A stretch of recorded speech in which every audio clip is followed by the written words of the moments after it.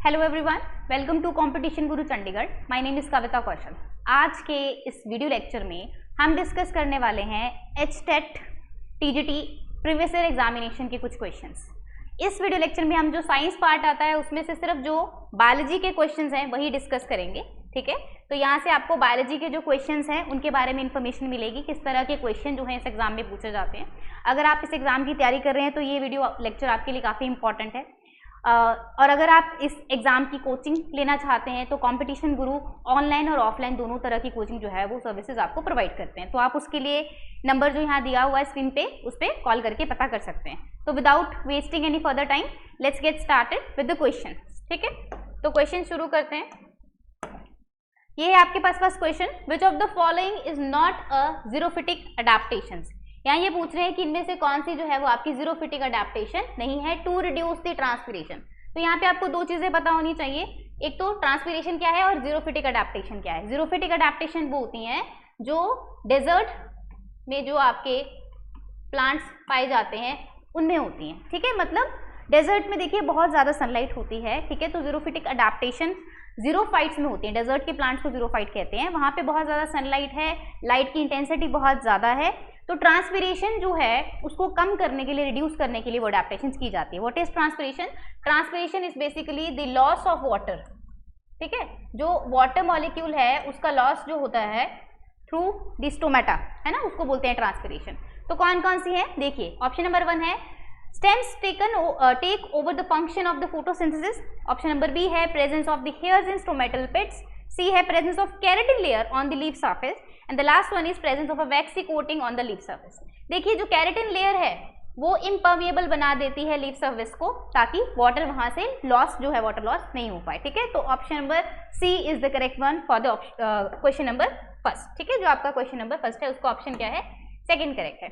दूसरा देखिए, which of the following is not a member of the kingdom Monera. Kingdom Monera के जो member है वो कौन सा नहीं है इसमें से, ठीक है। देखिए तो किंगडम मोनेरा में आपके आते हैं बच्चे बैक्टीरिया, ठीक है। किंगडम मोनेरा में बैक्टीरिया आते हैं, आपके 5 किंगडम होते हैं उसमें से एक मोनेरा है जिसमें बैक्टीरिया आते हैं। तो यहाँ पूछ रहे हैं कि विच of the following is not a member. Blue green alga, this is a cyanobacteria, ठीक है। फिर आपका माइकोप्लाज्मा PPLO, ये भी बैक्टीरिया है। मिथाइनोजेंस, ये भी बैक्टीरिया है। स्लाइमोस जो है आपके ये बैक्टीरिया नहीं है, ठीक है। तो option number C is the correct, क्योंकि यहाँ क्या पूछा है, not a member of the kingdom Monera. Monera kingdom का मेंबर ये नहीं है, ठीक है। नेक्स्ट क्वेश्चन देखिए, question number 3, the select the essential part of the flower. Essential part जो है आपसे फ्लावर के पूछे गए हैं। Using the codes given below आपने उसमें आंसर देना है। ए है आपका पेटल्स, फिर आपसे पिस्टल पूछा गया है, पेडंकल, स्टेमन्स एंड सेपल्स। अब एसेंशियल पार्ट क्या होते हैं? देखिए प्लांट या किसी भी ऑर्गेनिज्म के लिए, जो लिविंग ऑर्गेनिज्म है उसके लिए सबसे जरूरी चीज होती है पास ऑन करना इन्फॉर्मेशन को। मतलब क्या है? रिप्रोडक्शन, ठीक है। तो जो भी पार्ट रिप्रोडक्शन में इन्वॉल्व होगा वो क्या है आपका प्लांट का एसेंशियल पार्ट है। तो यहाँ पे पिस्टल हो गया, ठीक है, and second one is the स्टेमन। ये दोनों पोर्शन क्या है? रिप्रोडक्टिव पार्ट है प्लांट का। तो बी और डी, तो बी और डी किस ऑप्शन में है? ऑप्शन नंबर सी में है। तो क्वेश्चन नंबर 3 का जो आंसर हो जाता है वो क्या है? ऑप्शन नंबर सी है यहाँ से, ठीक है। नेक्स्ट देखिए, नेक्स्ट है आपका number question number 4, which one of the following statement is totally wrong about the occurrence of notochord. Notochord जो है उसकी अकरेंस के लिए पूछा है, while the other 3 are correct. जो नोटोकॉर्ड होती है ये आपकी किस में प्रेजेंट होती है? कॉर्डेट्स में होती है, ठीक है। सबसे पहले क्लासिफिकेशन का क्वेश्चन है ये, कॉर्डेट्स में नोटोकॉर्ड प्रेजेंट होती है। अब ये कह रहे हैं कि इसको लेके कुछ स्टेटमेंट गलत दी है, तो इनमें से हमने गलत स्टेटमेंट लिखनी है। तो स्टेटमेंट पढ़ते हैं। स्टेटमेंट 1 क्या है आपकी? It is present only in the tail of the ascidian larva. देखिए अब जब आप कॉर्डेट्स का क्लासिफिकेशन पढ़ते हैं तो अब यहाँ पे सब फाइलम्स पढ़ेंगे इसमें, ठीक है। तो ये जो एक फाइलम होता है कॉर्डेट, इसमें एक सब फाइलम है यूरोकॉर्डेटा, ठीक है। यूरोकॉर्डेटा जो फाइलम होता है इसको ट्यूनिकेट भी कहते हैं और उसी का मेंबर है एसिडिया, ठीक है। तो ये जो यूरोकॉर्डेट फाइलम है इसका नाम ही यूरोकॉर्डेट इसलिए है क्योंकि यहाँ पे जो टेल रीजन होता है सिर्फ वहीं पे नोटोकॉर्ड प्रेजेंट होती है। तो ऑप्शन नंबर जो ए है वो तो करेक्ट है। दूसरा देखिए, it is replace by a vertebral column in the adult toad. अब देखो जो टोड है ये किसका मेंबर है? ये है एम्फीबियंस का मेंबर, ठीक है। तो एम्फीबिया में आता है, ये एम्फीबिया क्लास है, किसकी क्लास है? कॉर्डेट्स की। तो यहाँ पे कह रहे हैं कि it is replace by the vertebral column. Amphibia जिसके अंडर आता है that is the super class vertebrata, ठीक है। वर्टिब्रेटा डिवीजन होती है बेसिकली, सुपर क्लास नहीं, वर्टिब्रेटा एक डिवीजन है, उसमें आता है आपका एम्फीबिया। तो यहाँ पे वर्टिब्रेटा जो है वो इसीलिए अलग है क्योंकि वहाँ पे जो नोटोकॉर्ड है उसको रिप्लेस कर देती है वर्टिब्रल कॉलम, ठीक है। तो यह बिल्कुल ठीक लिखी है बात, ये भी ऑप्शन क्या है आपका करेक्ट है। नेक्स्ट देखिए, it is not persistent throughout the life in the Chondrichthyes. What is Chondrichthyes? देखिए ये है आपकी कार्टिलेजिनस फिशेस, ठीक है। तो कार्टिलेजिनस फिशेस जो है ये भी कॉर्डेट्स के मेंबर है। कह रहे हैं कि उसमें आपकी नोटोकॉर्ड प्रेजेंट नहीं होती, ऐसा नहीं होता, फिशेस में तो नोटोकॉर्ड प्रेजेंट होती है, ठीक है। तो क्योंकि कॉर्डेट है ना, कॉर्डेट के किसी ना किसी लाइफ फॉर्म में कहीं ना कहीं पूरे लाइफ स्टेज में किसी ना किसी स्टेज में तो नोटोकॉर्ड जरूर प्रेजेंट होगी, तभी तो वो एक कॉर्डेट है, ठीक है। तो ऑप्शन नंबर सी जो है वो गलत है और क्वेश्चन में हमसे पूछा क्या है, रॉन्ग अबाउट द स्टेटमेंट। तो इस तरह से इसका करेक्ट आंसर आपने टिक क्या करना है, ऑप्शन नंबर सी। फिर भी हम डी भी पढ़ लेते हैं। तो डी है it persist throughout the life in the amphioxus and the extend from head to tail. अब कॉर्डेट की ही जब हम डिवीजन पढ़ते हैं, जैसे यूरोकॉर्डेट से वैसे ही एक क्लास आपकी आती है सिफेलोकॉर्डेट, क्लास नहीं है ये, सब फाइलम है, सिफेलोकॉर्डेट, ठीक है। यूरोकॉर्डेट, सिफेलोकॉर्डेट और तीसरी जो होती है दैट इज वर्टिब्रेटा। तो सभी के बारे में ये क्वेश्चन बहुत अच्छा क्वेश्चन बनाया है, ठीक है। तो इस क्वेश्चन में पूछ रखा है, तो ऑप्शन नंबर सी जो है वो रॉन्ग है यहाँ से, तो आपने सी टिक करना है, ठीक है। नेक्स्ट देखिए, नेक्स्ट आपका क्वेश्चन है इंटरकैलरी मेरिस्टेम। मेरिस्टेम जो आपका प्रेजेंट है are the primary meristem, primary meristem है because they appear early in the life of the plant and they contribute to the formation of the primary plant body. देखो जो meristem होते हैं ये क्या होते हैं, मेरिस्टेमेटिक सेल्स जो होते हैं they are dividing cells. Plant में जितने भी डिवाइडिंग सेल्स होते हैं आपके, ठीक है, जो पूरा प्लांट टिश्यू बनाएंगे बाद में और चीजें बनाएंगे, वो क्या है, मेरिस्टेम होता है। तो यहाँ पे जो इंटरकैलरी मेरिस्टेम है ये कह रहे हैं ये प्राइमरी मेरिस्टेम है। प्राइमरी मेरिस्टेम क्या होगा, अर्ली आएगा लाइफ में, ठीक है, और दूसरा पूरी की पूरी जो प्राइमरी प्लांट बॉडी है उसको बनाएगा। तो दोनों ही ऑप्शन आपके क्या है, करेक्ट हैं, ठीक है। तो बोथ 1 and 2 आर करेक्ट, तो ऑप्शन नंबर 1 बन गया इसका आंसर, ठीक है। नेक्स्ट चलिए, the endothelium of blood vessel is. अब एंडोथेलियम जो है वो क्या है, ये है एक सेल लेयर है जो लाइन करती है, सेल लेयर बेसिकली लाइनिंग, ठीक है।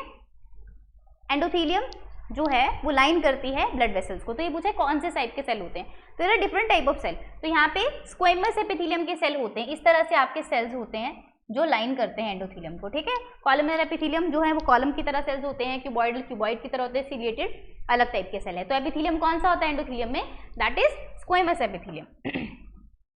नेक्स्ट देखिए, next is select the incorrect pair of the food articles and the plant part from which it is obtained.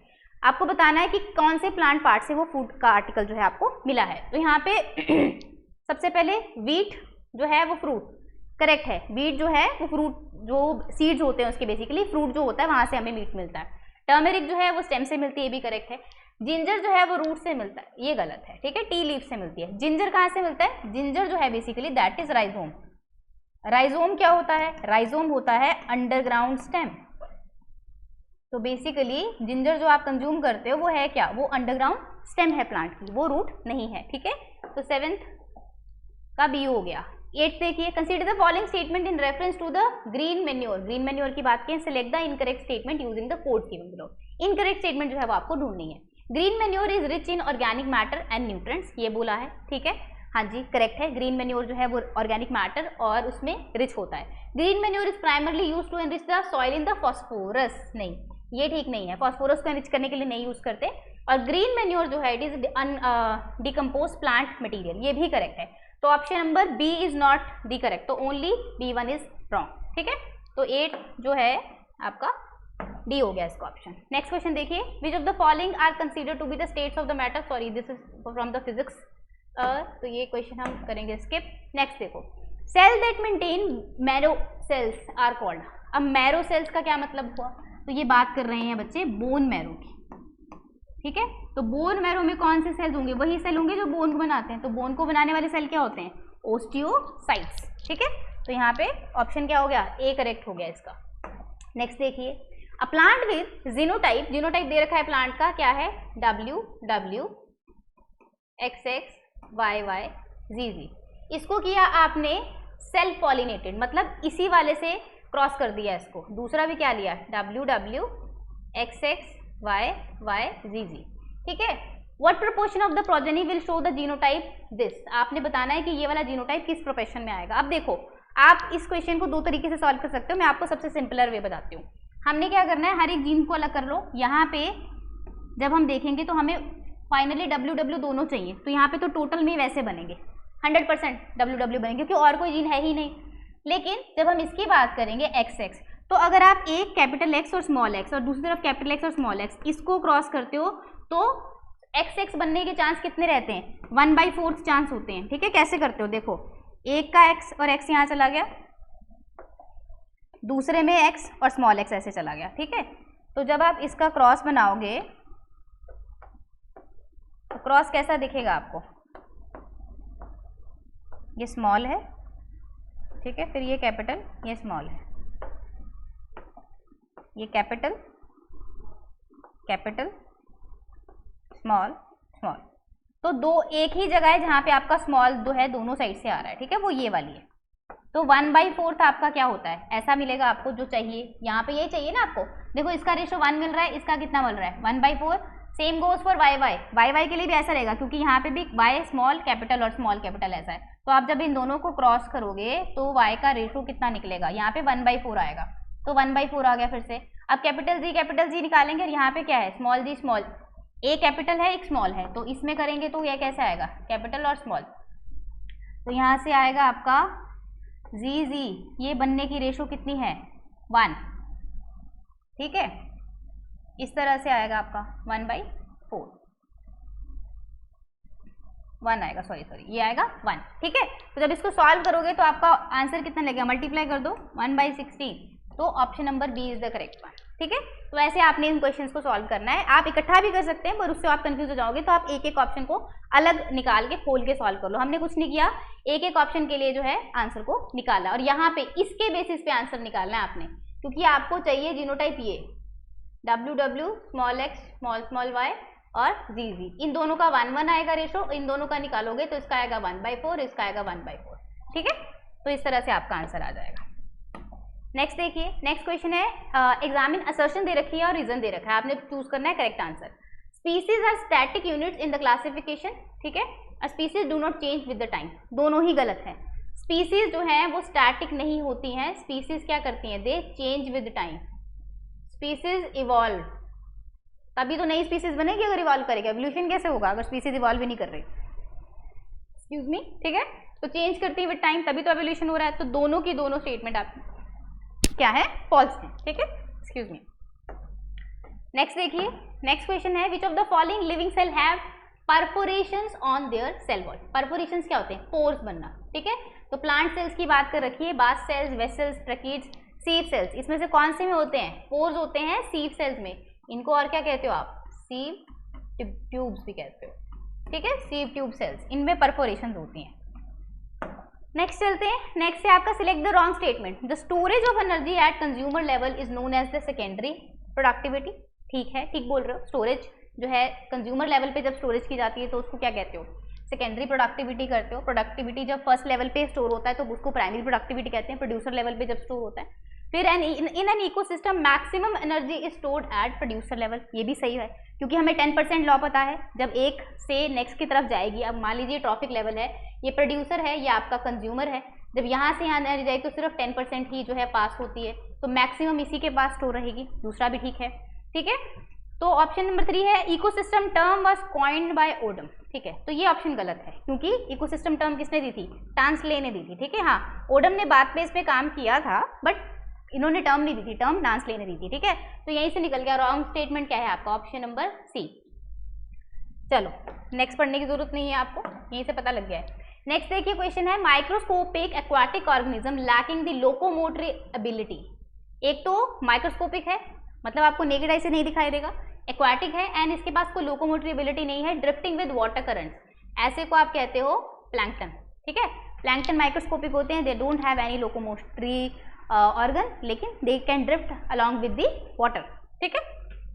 चलो नेक्स्ट क्वेश्चन देखिए, नेक्स्ट क्वेश्चन है आपका, in fluid mosaic model, last question है ये, of plasma membrane. Plasma membrane का जो fluid mosaic model है उसके लिए कुछ स्टेटमेंट पूछिए आपने, करेक्ट बतानी है।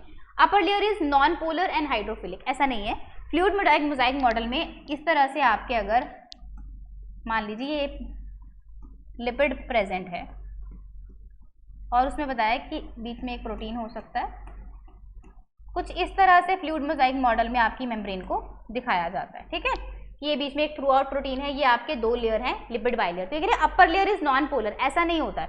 लिपिड लेयर दोनों लेयर कैसी हैं, एम्फीपैथिक हैं, एक पोर्शन इसका पोलर है एक नॉन पोलर है, तो ये ओवरऑल क्या हो गई, एम्फीपैथिक। तो ऐसा नहीं होता है कि एक ऊपर वाली पोलर है नॉन पोलर, ऐसा कुछ नहीं होता, गलत है ये ऑप्शन। नेक्स्ट है पोलर लेयर इज हाइड्रोफोबिक, कि जो पोलर लेयर है वो हाइड्रोफोबिक है, नहीं, वाटर तो पोलर होता है, तो पोलर लेयर कैसी होगी, हाइड्रोफिलिक होगी, गलत। Phospholipids form a bilayer that provides fluidity, this option is correct. हाँ जी, जो आपके फॉस्फोलिपिड हैं, ये जो बनाए हैं इस तरह से मैंने, ये मूव करते हैं इस डायरेक्शन में या ऊपर नीचे, ठीक है, हर तरह से मूव करते हैं ये, तो यही जो है वो फ्लूइडिटी प्रोवाइड करते हैं, correct. Protein form a middle layer, protein कोई मिडल लेयर नहीं बनाता, प्रोटीन जो है मोजाइक फैशन में प्रेजेंट होता है। प्रोटीन बाहर भी हो सकता है, अंदर भी हो सकता है, थ्रू आउट द मेम्ब्रेन भी हो सकता है, ठीक है।